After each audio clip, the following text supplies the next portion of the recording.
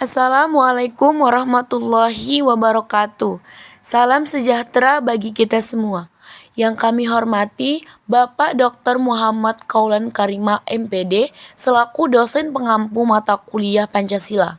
Di video kali ini, kami dari kelompok 8 akan membahas materi mengenai pandangan cendekiawan Muslim tentang Pancasila.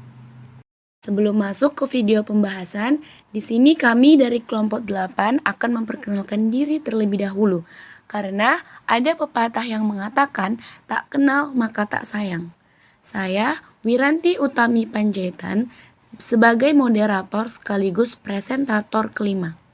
Revina Aulia Manurung sebagai presentator pertama, Jihan Mawadda Pane sebagai presentator kedua, M. Sofwan Rusdi Nasution sebagai presentator ketiga, dan Nur Ashila Syafa Rangkuti sebagai presentator keempat. Baiklah, marilah sama-sama kita simak pembahasan video yang disajikan oleh kelompok 8. Yang pertama, Kiai Haji Wahid Hasyim. Kiai Haji Wahid Hasyim diangkat Menteri Agama untuk pertama kali pada 20 Desember 1949. Usia Wahid Hasyim juga masih relatif muda, sekitar 35 tahun. Dalam Kabinet RIS Republik Indonesia Serikat, Wahid Hasyim menjadi Menteri Agama untuk pertama kali. Ketika itu, dikatakan ada dualisme pemerintahan RIS dengan Perdana Menterinya Muhammad Hatta berkedudukan di Jakarta dan RI yang berkedudukan di Yogyakarta dengan Perdana Menterinya Abdul Halim. Kementerian Agama pun ada dua, di dalam RIS dan dalam RI. Wahid Hasyim dapat dikatakan membangun Kementerian Agama dalam RIS pada 1946 yang saat itu berkedudukan di Yogyakarta. Pembentukan Kementerian Agama pada 1946 pada awalnya memang untuk memenuhi tuntutan sebagian besar umat Islam.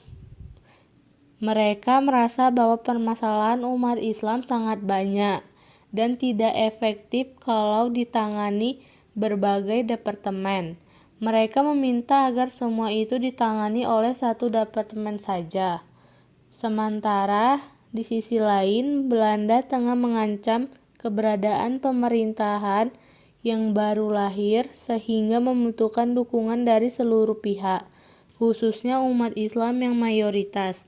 Karena itu, tanpa pembicaraan panjang, didirikan Kementerian Agama yang disetujui Presiden Soekarno, di mana pada awalnya kementerian ini sebetulnya dimaksudkan untuk mengguru umat Islam saja. Namun, dalam perkembangan berikutnya, kementerian juga mengurus umat non-Islam. Tentu saja, konsentrasi utamanya tetap umat Islam, mengingat mereka adalah mayoritas warga negara Islam. Dari pandangannya itu, dapat disimpulkan bahwa Wahid Hasyim adalah sosok yang moderat, dalam pengertian tidak menganggap salah satu ilmu lebih unggul daripada lainnya, atau akal lebih utama daripada akhlak. Yang kedua, Buya Hamka. Buya Hamka adalah singkatan dari namanya, yaitu Haji Abdul Malik Karim Amrullah. Anak dari Abdul Karim Amrullah, lahir 17 Februari 1908 di Sungai Batang, Tanjung Raya, Kabupaten Agam, Sumatera Barat, dan meninggal dunia pada 24 Juli 1981 pada usia 73 tahun. Ia merupakan sastrawan Indonesia sekaligus ulama, berbakat filsafat, serta aktivitas politik.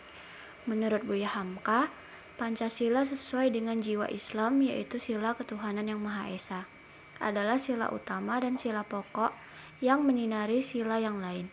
Dalam khutbahnya, Hamka menyebut bahwa sila-sila yang ada dalam Pancasila tidak akan ada artinya bila tidak didasarkan pada ketuhanan yang Maha Esa. Ia menolak Pancasila semata hanya dimaknai sebagai gotong royong seperti ide dan gagasan Soekarno. Karena ketika hanya menempatkan gotong royong sebagai inti Pancasila, berarti menafsirkan peran Tuhan dalam proses pembentukan bangsa Indonesia. Yang ketiga, Kiai Haji Abdurrahman Wahid. Kiai Haji Abdurrahman Wahid lahir di Jombang, Jawa Timur dengan nama Abdurrahman Ad-Dakhil. Ia telah melalui proses pematangan pemikiran dan pengembaraan intelektual yang cukup panjang. Abdurrahman Wahid merupakan Presiden Republik Indonesia yang keempat. Kiai Haji Abdurrahman Wahid adalah orang yang konsisten dengan prinsip-prinsipnya dan prinsip-prinsip itu berakar pada pemahamannya terhadap Islam liberal, yaitu pemahamannya yang menekan pada rahmat, pengampunan, kasih sayang Tuhan, dan keharusan kita untuk mengikuti sifat-sifat ini dalam kehidupan sehari-hari, terutama dalam kehidupan beragama.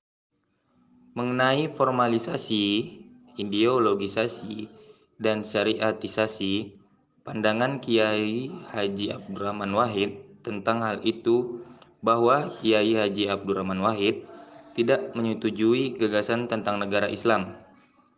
Menurutnya, Islam tidak mempunyai wujud doktrin yang pasti tentang bagaimana melaksanakan hal-hal politik kenegaraan. Memang, Islam tidak akan pernah lepas dari politik, yakni dalam pengertian melalui transformasi sosial kemasyarakatan. Hanya wujud dan formatnya yang tidak diberikan aturan yang sangat tegas. Sehingga Kiai Haji Abdurrahman Wahid mempunyai kesimpulan bahwa Islam memang tidak memiliki konsep tentang bagaimana negara dibuat dan dipertahankan. 4. Nurholis Majid.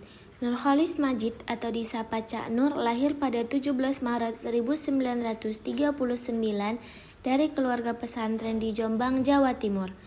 Berasal dari keluarga NU atau Nahdlatul Ulama, tetapi berafiliasi politik modernis yaitu Masyumi. Menurut Nurholis Majid, Pancasila merupakan landasan bernegara yang memiliki titik temu atau perjumpaan dengan agama-agama yang hidup di Indonesia. Nurholis Majid mengeksplorasi historisitas sejarah Islam dengan mengumpamakan Pancasila dengan Piagam Madinah atau Sahifat Al-Madinah. 1. Ketuhanan yang Maha Esa. Cak Nur menukil pendapat Buya Profesor Dr. Hamka yang memberi perumpamaan tentang Pancasila sebagai suatu bilangan 10.000, di mana angka 1 merupakan perumpamaan ketuhanan yang Maha Esa dan 4 angka 0 berikutnya merupakan perumpamaan 4 sila selanjutnya. 2. Kemanusiaan yang adil dan beradab. Dalam rangka memahami sila pri-kemanusiaan itu, yang penting sekali disadari adalah adanya peranggapan dasar bahwa manusia merupakan makhluk kebaikan, karena hakikat kemanusiaan yaitu setiap orang harus menghormati dan memuliakan sesamanya dengan perlakuannya adil dan beradab. 3. Persatuan Indonesia. Persatuan memberi wadah bagi setiap usaha untuk melaksanakan nilai-nilai luhur. Karena itu, nilai persatuan Indonesia harus kita persepsikan dalam rangkaian kesatuan dengan moto nasional, Bhinneka Tunggal Ika. 4. Kerakyatan yang dipimpin oleh hikmat kebijaksanaan dalam permusyawaratan perwakilan. Hak setiap orang untuk menyatakan pendapat, sedangkan kewajiban setiap orang untuk mendengar dan memperhatikan pendapat orang lain. Menurut Cak Nur, pada dasarnya prinsip musyawarah tidak akan berjalan produktif tanpa adanya kebebasan menyatakan pendapat. 5. Keadilan sosial bagi seluruh rakyat Indonesia. Sila ini dipandang sebagai tujuan kehidupan kita bernegara dan bermasyarakat yang beriman dan bertakwa.